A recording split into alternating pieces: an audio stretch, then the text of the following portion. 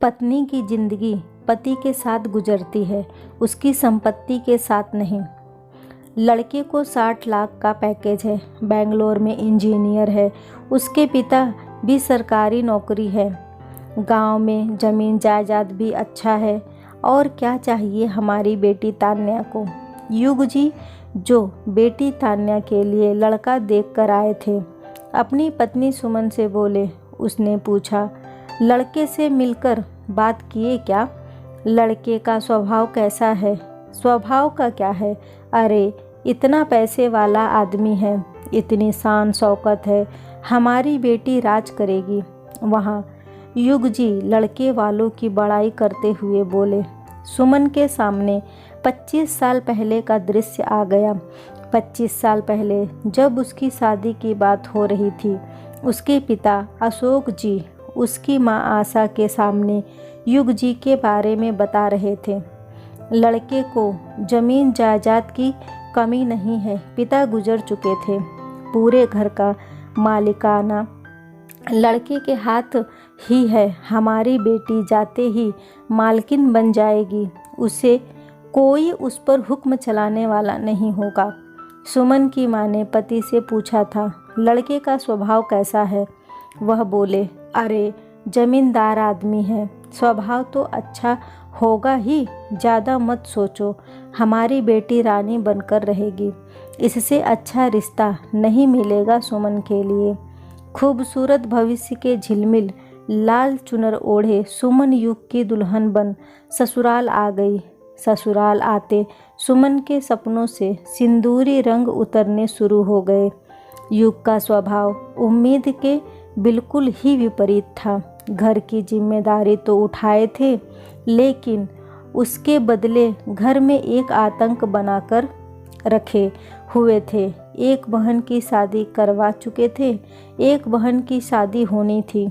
माँ की कोई कद्र नहीं करते, बात बात पर माँ को धमकी देते, अगर मेरे अनुसार सब नहीं चला तो मैं घर छोड़कर चला जाऊँगा, करा लेना बेटी की शादी, संभाल लेना पिताजी का व्यापार, वगैरह वगैरह।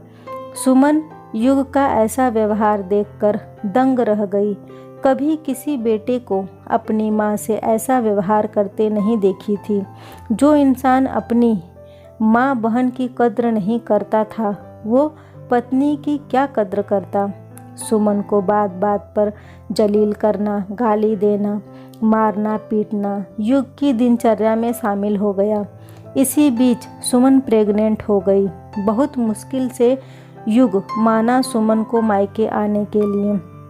मायके आते ही सुमन माँ से लिपटकर खूब रोई। रोते रोते उसने युग के करतूतों को बताया।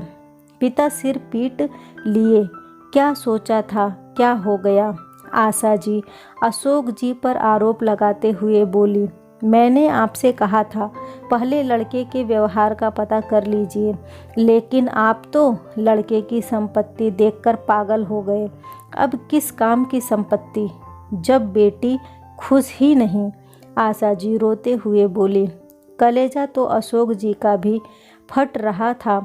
नाजों से पली बेटी के साथ जानवरों सा सुलूक हो रहा था। धीरे धीरे वो समय भी आ गया जब सुमन माँ बन गई। तान्या के जन्म के समय भी युग उसे देखने तक नहीं आया, लेकिन धीरे धीरे पिता का प्यार जागने लगा। वो सुमन और तान्या को वापस ले जाने आया।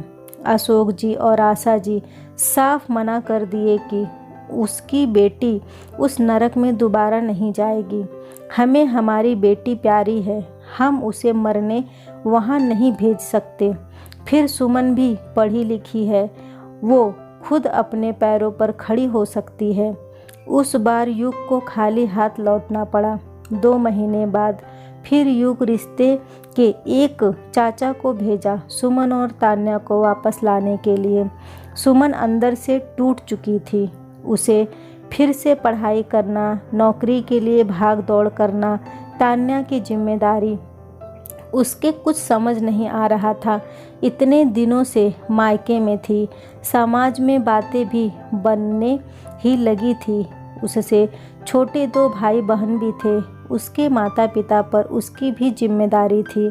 सुमन ने फैसला किया, युग एक अच्छे पति भले ही न हो, लेकिन शायद एक अच्छे पिता बन जाए।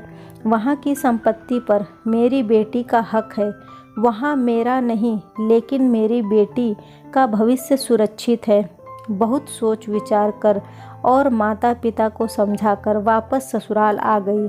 समय चक्र चलता रहा। कुछ दिनों तक युग का व्यवहार सुमन के प्रति तो वैसा ही रहा, लेकिन तान्या को बहुत प्यार करता था।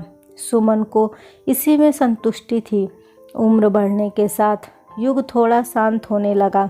सुमन की पूरी दुनिया बस तान्या में सिमट कर रह गई थी। देखते देखते तान्या इंजीनियर रिंग कर जॉब करने लगी। जब उसकी शादी की बात चलने लगी तो सुमन ने सोच लिया था कि वह अपनी बेटी के लिए लड़के की संपत्ति या रूप रंग नहीं, बल्कि उसका स्वभाव व्यवहार उसकी पहली शर्त होगी। कल उसके पिता ने बिना स्वभाव विचार जाने संपत्ति देखकर उसकी शादी किए, जिसका परिणाम उसे जिंदगी भर झेलना पड़ा।